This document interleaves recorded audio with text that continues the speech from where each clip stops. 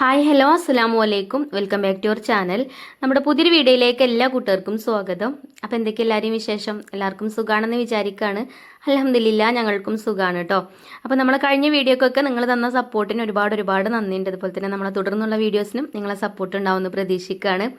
അപ്പോൾ നമ്മളെ ന്യൂട്രിലഡുവിൻ്റെ ബിസിനസ് നല്ല രീതിയിൽ നടന്നു പോകുന്നുണ്ട് കേട്ടോ. അൽഹംദുലില്ലാ ഒരുപാട് സന്തോഷം നിങ്ങൾ തന്ന സപ്പോർട്ടിനും ഒക്കെ കേട്ടോ.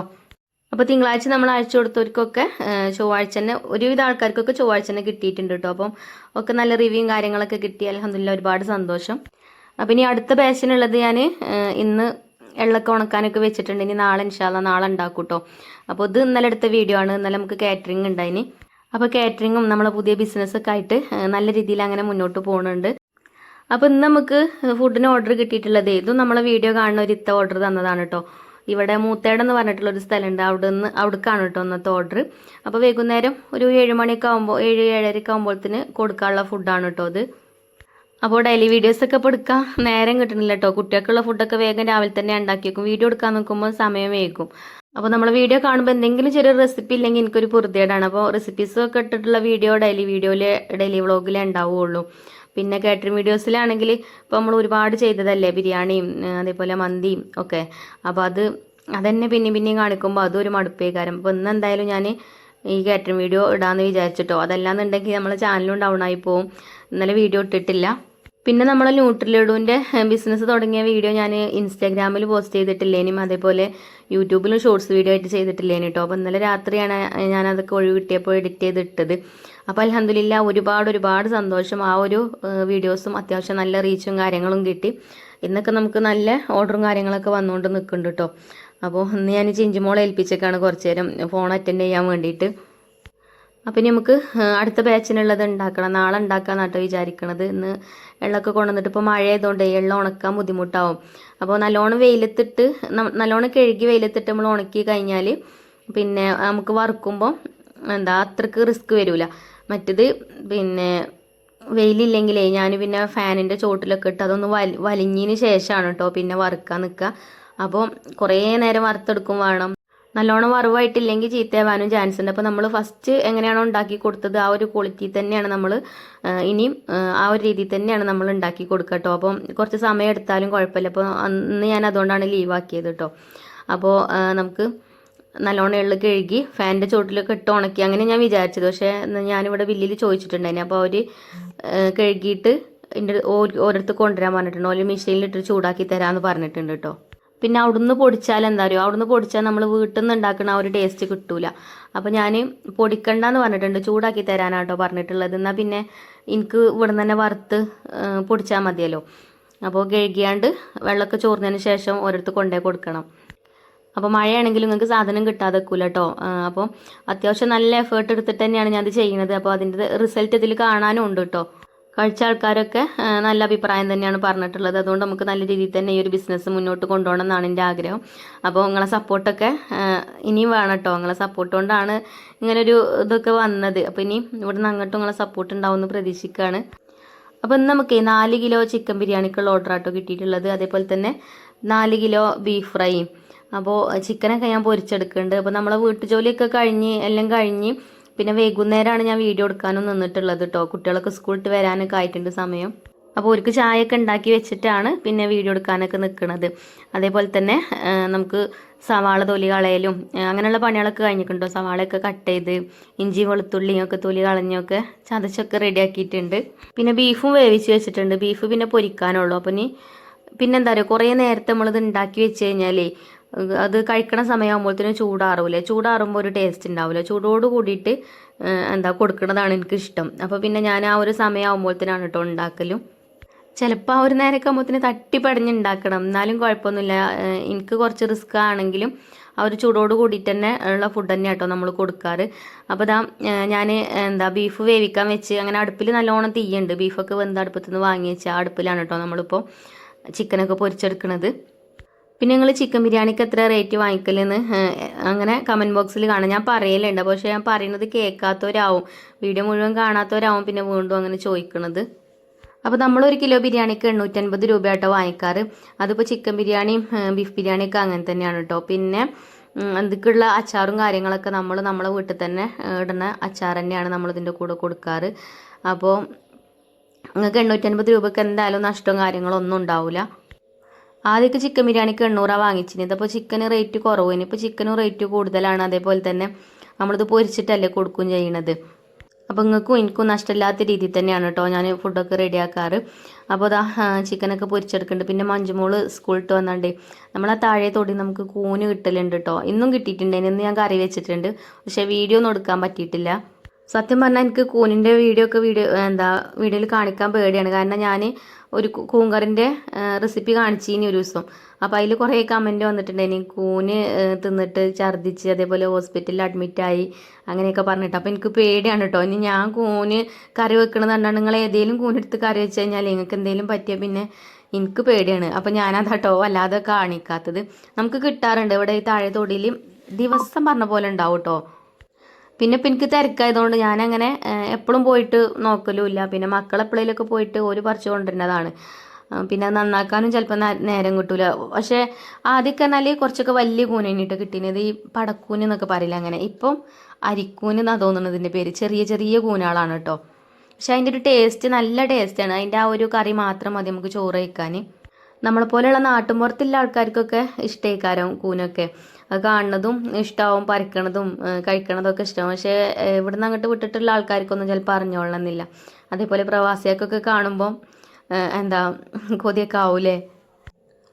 അപ്പോൾ നമ്മളെ ബിരിയാണീൻ്റെ കാര്യങ്ങളൊക്കെ റെഡിയാക്കാണ് കേട്ടോ. അപ്പോൾ ചിക്കനൊക്കെ നമ്മൾ ഫ്രൈ ചെയ്യാൻ വേണ്ടിയിട്ട് വെച്ചിട്ടുണ്ടായിന്. പിന്നെ തക്കാളി കട്ട് ചെയ്തിട്ടില്ലേനി, തക്കാളിയൊക്കെ കഴുകി വെച്ചിട്ടുണ്ടായിന്. തക്കാളി കട്ട് ചെയ്യാനും മല്ലിച്ചപ്പൂൻ്റെ ഇലയും പുതിനൻ്റെ ഇലയൊക്കെ കട്ട് ചെയ്യാനൊക്കെ ഉണ്ടായിന്. അപ്പോൾ അതൊക്കെ കട്ട് ചെയ്തെടുക്കുന്നുണ്ട്. അതേപോലെ നാരങ്ങ നീരൊക്കെ റെഡിയാക്കാനൊക്കെ ഉണ്ടായിന്.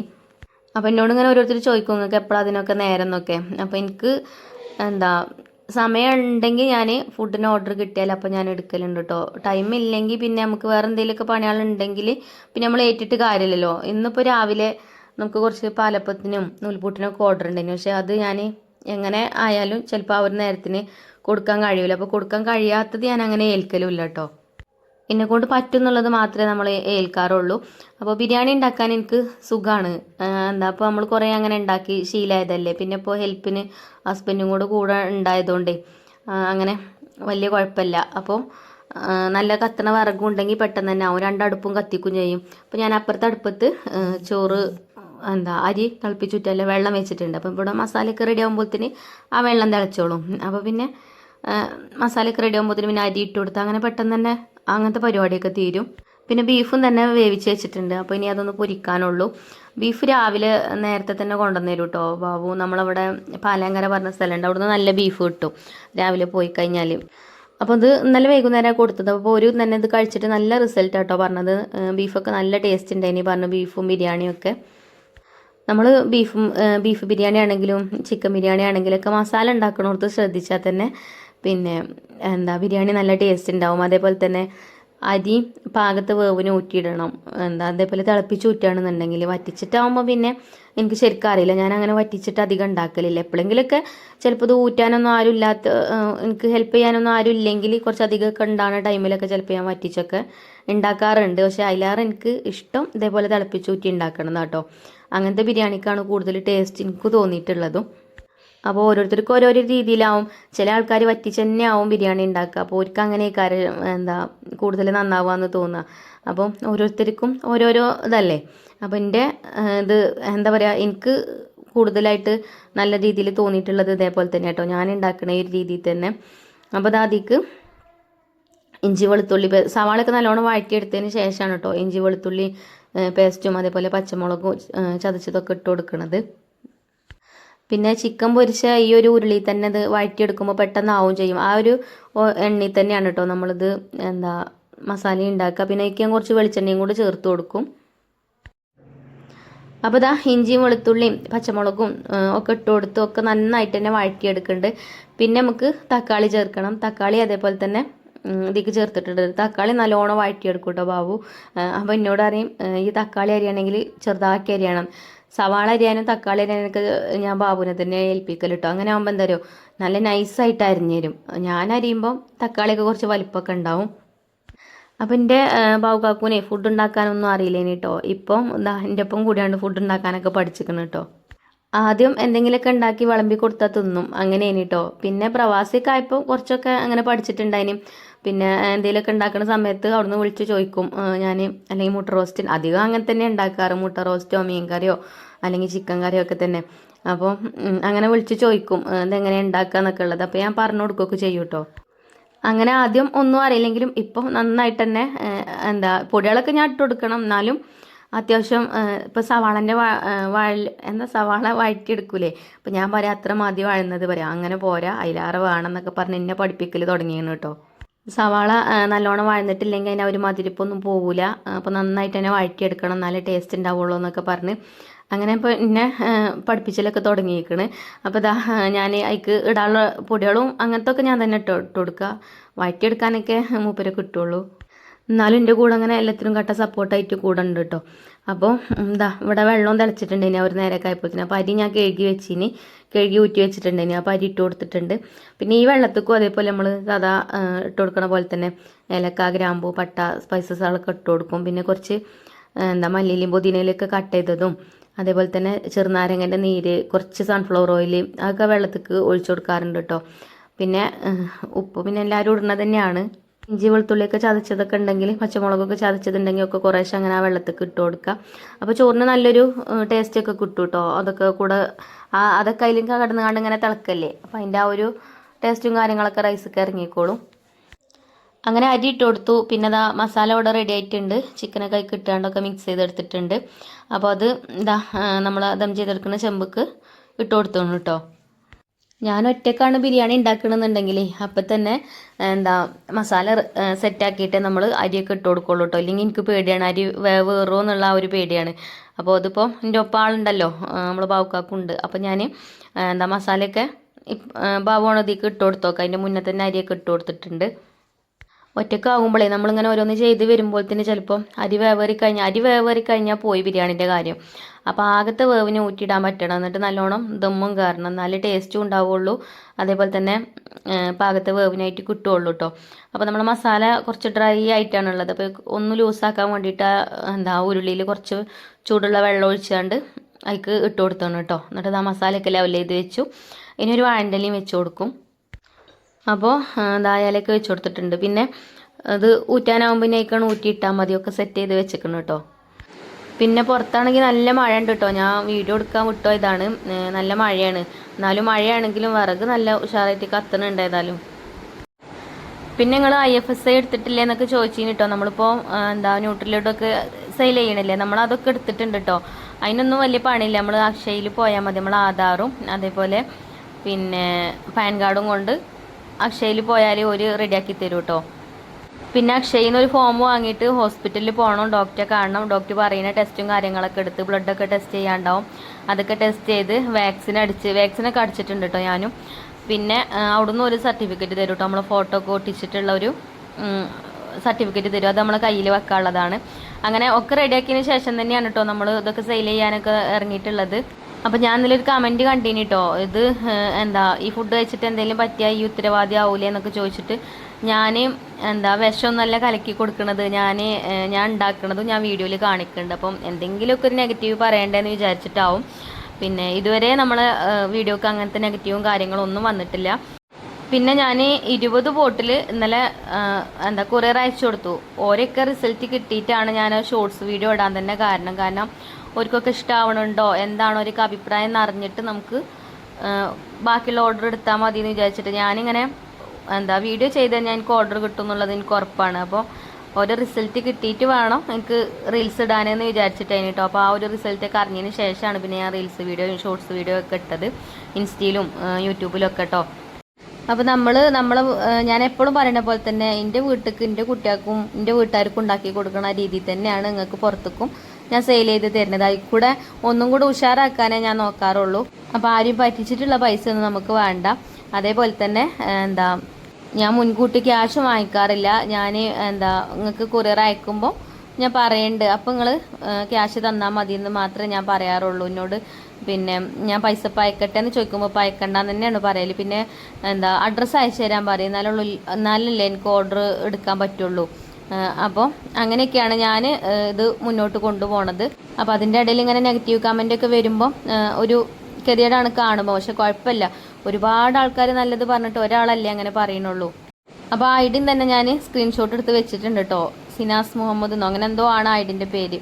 അപ്പോൾ അങ്ങനെ കേട്ടോ, നല്ലത് ചെയ്താൽ നല്ലത് വരും എന്നുള്ള ആ ഒരു വിശ്വാസമാണ് എനിക്കുള്ളത്. അപ്പം എന്തായാലും പറയണ പോലെ അവിടെ പറയട്ടെ അല്ലേ. അപ്പോൾ ഇതാ നമ്മളെ ബിരിയാണി ഇവിടെ ദമ്മിലായി തുടങ്ങിയിട്ടോ. ബിരിയാണിക്ക് ഇടാനുള്ള ഐറ്റംസൊക്കെ ഇട്ട് കൊടുത്തിട്ടുണ്ട്. വർത്തമാനം പറയുന്നതിൻ്റെ ഇടയിൽ അതൊക്കെ അങ്ങനെ നടന്നുകൊണ്ട് പോകുന്നുണ്ട്. സവാള പൊരിച്ചതും അണ്ടിപ്പൊരിപ്പും മുന്തിരിയും വറുത്തതൊക്കെ ഇട്ട് കൊടുക്കുന്നുണ്ട്. അതേപോലെ ബിരിയാണി മസാല, പിന്നെ അർക്കിജിൻ്റെ നെയ്യ് എല്ലാം ലെയറായിട്ട് അങ്ങനെ ചേർത്ത് കൊടുക്കുന്നുണ്ട്. ഇനി ഫോയിൽ പേപ്പർ വെച്ചിട്ട് നമുക്ക് നല്ലോണം ഒന്ന് അടച്ചു കൊടുക്കാം. അപ്പോൾ ഹെൽപ്പിന് ആരെങ്കിലും വിളിച്ചുകൂടെ എന്ന് ചോദിക്കാറുണ്ട് എന്നോട്. അപ്പോൾ ഹെൽപ്പിന് ഇതാ കണ്ടില്ലേ, ആളൊപ്പം ഉണ്ട്. അതുകൊണ്ടാണ് ഹെൽപ്പിന് വേറെ ആരെയും വിളിക്കാത്തത് കേട്ടോ. അപ്പോൾ ഇനി കൂടുതൽ പണികളൊക്കെ ഉണ്ടാകുമ്പോൾ നമുക്ക് ആരെങ്കിലുമൊക്കെ വിളിക്കാം ഇൻഷാ അല്ലാ. ഇപ്പം ഞാനും ഹസ്ബൻഡും മക്കളൊക്കെ ആയിട്ട്, പിന്നെ ഉമ്മമാരൊക്കെ ഉണ്ടെങ്കിൽ ഇവിടുത്തെ അമ്മ അല്ലെങ്കിൽ എൻ്റെ അമ്മയൊക്കെ ഉണ്ടെങ്കിലും ഒരു ഹെൽപ്പ് ചെയ്ത് തരും. അപ്പം അങ്ങനെ നല്ല രീതിയിൽ തന്നെ നമ്മളെ ബിസിനസ്സൊക്കെ അങ്ങനെ മുന്നോട്ട് പോകുന്നുണ്ട് ഇൻഷാ അല്ലാ. എല്ലാം ഞാൻ വീഡിയോയിൽ നിങ്ങൾക്ക് കാണിച്ചു തരുന്നുണ്ടല്ലോ. അപ്പോൾ ഒരുപാട് പേര് പ്രാർത്ഥിക്കാറുണ്ട്. ഞാൻ അതൊക്കെ കാണുമ്പോൾ തന്നെ എനിക്ക് സന്തോഷം കേട്ടോ. എന്താ ആയുസ്സും ആരോഗ്യം ഉണ്ടാവാൻ വേണ്ടിയിട്ടും അതേപോലെ തന്നെ ബിസിനസ്സൊക്കെ നല്ല രീതിയിൽ മുന്നോട്ട് പോകട്ടെ എന്നൊക്കെ പറഞ്ഞിട്ട് അങ്ങനെ ഒരുപാട് ആൾക്കാരെ പ്രാർത്ഥന ഉണ്ട്. ആ പ്രാർത്ഥനയൊക്കെ പഠിച്ചാൽ സ്വീകരിച്ചിട്ടാവും മാഷാ അല്ലാ അൽഹംദുലില്ലാ നല്ല രീതിയിൽ ഇങ്ങനെ പോയിക്കൊണ്ട് നിൽക്കുന്നത്. പിന്നെ നമ്മൾ ആ പ്രതീക്ഷയിൽ നിന്ന് മാത്രം പോരല്ലോ, അത്യാവശ്യം നല്ലോണം എഫേർട്ട് എടുക്കുന്നുണ്ട്. അപ്പോൾ അതിൻ്റെയൊക്കെ റിസൾട്ട് ആവും അല്ലേ. അപ്പോൾ ഇതാ ബിരിയാണി ചെമ്പൊക്കെ അടുപ്പത്തായിട്ടോ. പിന്നെ അതാ അത്യാവശ്യം വലിയൊരു വെയിറ്റ് തന്നെയാണ് ബാബു വെച്ച് കൊടുത്തിരിക്കുന്നത്. പിന്നെ ഞാൻ അതിൻ്റെ മേലെ കൂടെ കനലൊക്കെ ഇട്ട് കൊടുത്തിന് കേട്ടോ. അതൊന്നും പിന്നെ വീഡിയോയിൽ കണ്ടിട്ടില്ല, ലാസ്റ്റാണ് പിന്നെ കാണിച്ചത് കേട്ടോ. ഇനിയിപ്പോൾ നമ്മൾ ബീഫ് ഒന്ന് റെഡിയാക്കി എടുക്കണം. അപ്പോൾ ഇതാ ഇവിടെ ആ ഉരുളി വീണ്ടും കഴുകി അടുപ്പത്ത് വെച്ചിരിക്കണ്. ഈ ഒരു ഉരുളിക്ക് ഒരു നേരം ഒരു ഒഴിവില്ല, എപ്പോഴും ഇത് തന്നെ കേട്ടോ എൻ്റെ കുക്കിങ്. ഇതിലാവുമ്പോൾ എളുപ്പം കഴിയും. ഇനിയിപ്പോൾ എള്ളും കടലയൊക്കെ വറുക്കാനാണെങ്കിലും ഒക്കെ നല്ലതാട്ടോ ഇത്. അതേപോലെ ചിക്കനൊക്കെ പൊരിക്കാനും ഒക്കത്തിനും നല്ലതാണ്. അപ്പോൾ ഞാൻ ഇതായിക്ക് വെളിച്ചെണ്ണ ഒഴിച്ചു കൊടുത്ത് പിന്നെ കുറച്ച് ചെറിയ ഉള്ളി അരിഞ്ഞു വെച്ചിനി ചെറിയ ഉള്ളി അതിക്ക് ഇട്ടിട്ടൊന്ന് മൂപ്പിച്ചെടുക്കുക കേട്ടോ. പിന്നെ കറിവേപ്പിൻ്റെ ഇല ഇട്ട് കൊടുത്തു. ഇനി നമുക്ക് കുറച്ച് കുരുമുളക് പൊടി ഇട്ട് കൊടുക്കുക. കുരുമുളക് പൊടിയിൽ കടന്നിട്ട് ഇങ്ങനെ ഈ വെളിച്ചെണ്ണയിലും കടന്നിട്ട് ബീഫൊന്നും ഇങ്ങനെ നല്ലോണം ഞെരിഞ്ഞ് വരണം കേട്ടോ. അപ്പോൾ നമ്മൾ വേവിച്ചാണ്ട് അങ്ങനെ മാറ്റി വെച്ചതാണ്. പിന്നെ വെളിച്ചെണ്ണ അത് മാത്രമല്ല കേട്ടോ, ഇടയ്ക്കിടയ്ക്ക് കുറേശ്ശെ ഇങ്ങനെ ചേർത്ത് കൊടുക്കണം, എന്നിട്ട് ഇങ്ങനെ മിക്സ് ചെയ്തെടുക്കണം. അപ്പോഴാണ് കൂടുതൽ ടേസ്റ്റും ഉണ്ടാവുക കേട്ടോ ബീഫ്. അപ്പോൾ തന്നെ സമയം ഒരുപാട് അയക്കണം കേട്ടോ, ബാങ്ക് കൊടുക്കാനൊക്കെ ആയി തുടങ്ങിയിട്ടുണ്ട്. പിന്നെ ഒരു 7:30 ആകുമ്പോഴത്തേന് ഫുഡ് എത്തിക്കാൻ പറഞ്ഞിട്ടുണ്ട്. അപ്പോൾ ഞാൻ ഒരു 7:15 ആകുമ്പോൾ ഓട്ടോ വരാനും പറഞ്ഞിട്ടുണ്ട്. അപ്പോൾ ആ നേരം ആകുമ്പോഴത്തേനൊക്കെ റെഡിയാക്കി വെക്കുകയാണ്. അപ്പോൾ ഇതാട്ടോ ബീഫായിക്ക് ഇട്ട് കൊടുത്തു. ഇനി കുറച്ച് നേരം ഇതിലിട്ടിട്ട് ഇങ്ങനെ ഒന്ന് ഇളക്കി മറിച്ച് കൊടുക്കണം. കുറച്ച് നേരം ഒന്ന് അടച്ചു വെച്ചിട്ടുണ്ടായിന്, പിന്നെ തുറന്ന് വെച്ചിട്ട് അങ്ങനെ ഒന്ന് നല്ലോണം ഒന്ന് എടുക്കുക കേട്ടോ ചെയ്തത്. ഇടയ്ക്കിടയ്ക്ക് കുറച്ച് വെളിച്ചെണ്ണ ഒഴിച്ചു കൊടുത്തു. പിന്നെ വല്ലാതെ വെളിച്ചമില്ലാത്തതുകൊണ്ടേ ബീഫ് കാണുമ്പോൾ അത്ര ലുക്കൊന്നും തോന്നുന്നില്ല അല്ലേ. പക്ഷെ ഇത് കഴിച്ചിട്ട് നല്ല ടേസ്റ്റ് ഉണ്ട്. ഇനി പറഞ്ഞിട്ടോ കുറച്ച് മല്ലിയില ഇട്ട് കൊടുത്തു കേട്ടോ. മല്ലിയില ഓവറായി കഴിഞ്ഞാൽ എന്താ ഇവിടെ ആർക്കും അങ്ങനെ ഇഷ്ടമല്ല. അപ്പോൾ ഞാൻ പിന്നെ അങ്ങനെ തന്നെ ഇട്ട് കൊടുക്കലും. ബീഫിക്ക് വല്ലാതെ മല്ലിയില ഇടലില്ല, കുറച്ച് ചേർത്ത് കൊടുക്കും, വല്ലാതെ അങ്ങോട്ട് ഇടലില്ല കേട്ടോ. അപ്പോൾ അത് അതേപോലെ നല്ലോണം ഇളക്കി ഇടയ്ക്കിടയ്ക്ക് ഇങ്ങനെ ഇളക്കി കൊടുക്കുക. അപ്പോൾ അതിൽ കടന്നിട്ട് അങ്ങനെ മുരിഞ്ഞ് വരുമ്പോൾ ബീഫൊക്കെ കളറ് മാറി നല്ല ടേസ്റ്റ് കൂടി വരും. പിന്നെ നമ്മളോട് മീനച്ചാറിൻ്റെയും അതേപോലെ ബീഫ് അച്ചാറും ഒക്കെ സെയിലില്ലേ എന്ന് ചോദിച്ചിട്ടുണ്ടായിരുന്നു. അപ്പോൾ ഇൻഷാ അല്ലാ ഒക്കെ സെയിലുണ്ട് കേട്ടോ. ഇപ്പോൾ നമുക്ക് ഇപ്പോൾ ഈ ന്യൂട്രലഡുവിൻ്റെ ഓർഡർ വന്നത് കുറേ ഉണ്ട്. അപ്പോൾ അത് ഉണ്ടാക്കി കൊടുത്തിട്ട് പിന്നെയാണ് കേട്ടോ ഞാൻ ഈ അച്ചാറിടുന്നത്. അച്ചാറിടുമ്പോൾ ഞാൻ വീഡിയോയിൽ കാണിക്കുന്നുണ്ട്. അപ്പോൾ നിങ്ങൾക്ക് ഓർഡർ തരാനുള്ള നമ്പറും കാര്യങ്ങളൊക്കെ അപ്പോൾ ഞാൻ കൊടുക്കുന്നുണ്ട് കേട്ടോ. കമൻറ്റ് ബോക്സിലോ അല്ലെങ്കിൽ സ്ക്രീനിലോ ഒക്കെ കൊടുക്കുന്നുണ്ട്. അപ്പോൾ നിങ്ങൾ ഓർഡർ ചെയ്താൽ മതി. പിന്നെ അതേപോലെ നമ്മൾ മീനച്ചാറൊക്കെ ഇടുന്നത് തന്നെ വീഡിയോയിൽ കാണിച്ചിട്ടുണ്ട് ഞാൻ. മീനച്ചാറും നമ്മൾ സെയിൽ ചെയ്യുന്ന മീനച്ചാറും അതേപോലെ ബീഫ് അച്ചാറിൻ്റെ റെസിപ്പി കാണിച്ചിട്ടില്ല തോന്നുന്നുണ്ട്. ഇനി ഞാൻ ഉണ്ടാക്കുന്ന സമയത്ത് കാണിക്കുന്നുണ്ട് കേട്ടോ. അപ്പോൾ ഇതാട്ടോ നമ്മളെ ബീഫ് ഞാൻ കുറച്ചും കൂടെ കറിവേപ്പിൻ്റെ ഇലയൊക്കെ ഇട്ട് കൊടുത്തു കേട്ടോ. ബീഫ് കുറച്ച് നേരമായിട്ടോ അപ്പോൾ അടുപ്പത്ത് ഇങ്ങനെ നിൽക്കാൻ തുടങ്ങിയിട്ട്.